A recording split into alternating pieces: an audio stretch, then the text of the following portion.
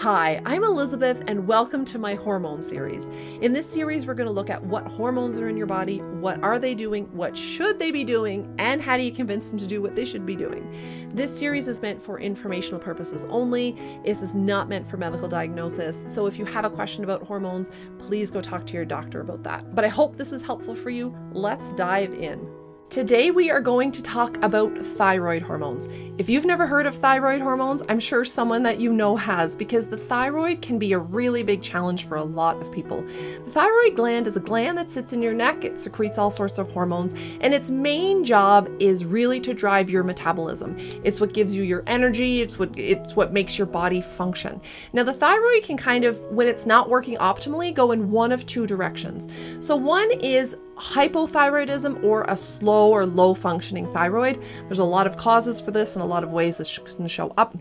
But some of the common symptoms, and I apologize if I miss any because there are a lot, but some of the more common symptoms that we see with hypothyroidism, weight gain, constipation, really low energy, depression,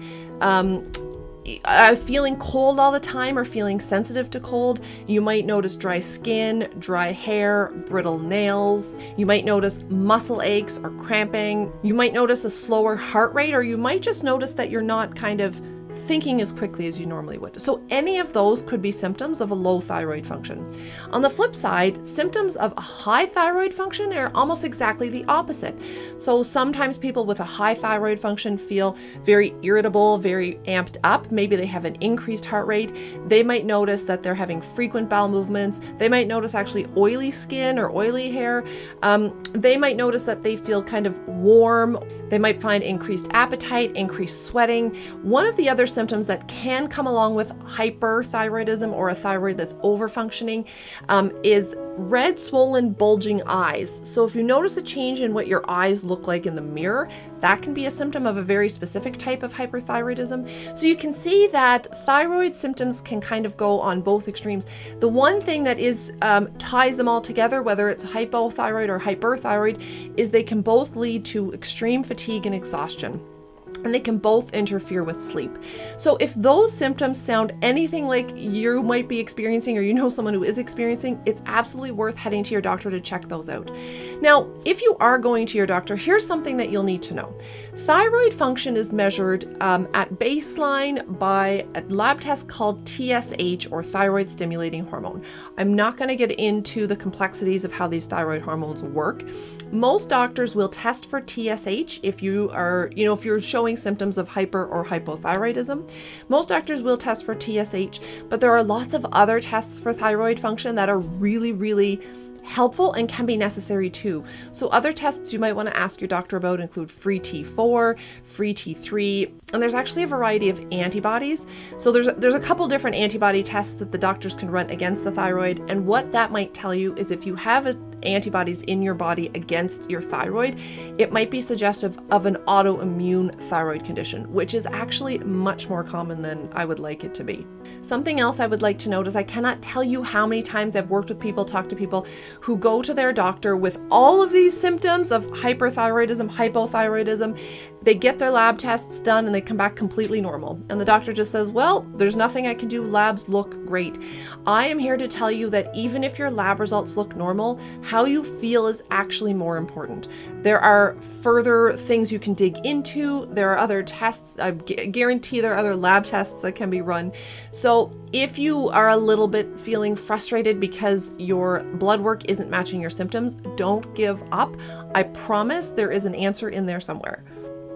Now, how do all these other hormones interact with the thyroid hormone? And this is really important because the truth is that they do. A thyroid hormone is not a sex hormone like estrogen or progesterone or testosterone. But here's the thing. High estrogen levels can shut down or turn down the thyroid function. On the flip side, low progesterone levels can do the same thing to the thyroid. High cortisol, that is that lovely stress hormone. So when cortisol levels go high, thyroid function can get turned down as well. Now, I'm actually going to share a quick story about this. I worked with a woman when I was just starting practice who came in because she wanted to get her thyroid back up to where it used to be. So she had went into a very significant hypothyroid state, so feeling very cold, fatigued, constipated, dry, all of those things. She went into this state, and what ended up having triggered it was a really significant source of stress in her life. She lost her partner of many years, went through a terribly stressful period, and when she came out the other kind of, had gotten through the acute stress of that, that's when her thyroid started to waver. And so her doctor put her on thyroid medication, as he should have, made a huge difference for her. But it was really interesting how that one very, very stressful moment in her life really triggered her thyroid. Now, I'm not saying that every moment of stress is going to cause your thyroid to shut down or to stop working. This is like one person that I'm talking about here. But the reality is that high stress levels can absolutely impact how your thyroid is functioning. Other things that can impact how your thyroid functions is nutrition. So if you're missing certain key elements in your diet, selenium is one, for example. Zinc is necessary for thyroid function. There's magnesium, there's a whole bunch of them that are important for the thyroid. So making sure that your nutrition is solid. There are environmental things that can interfere with the thyroid function. So heavy metals, things like potentially plastics and things that might even, like xenoestrogens is something that can interfere with the thyroid hormones.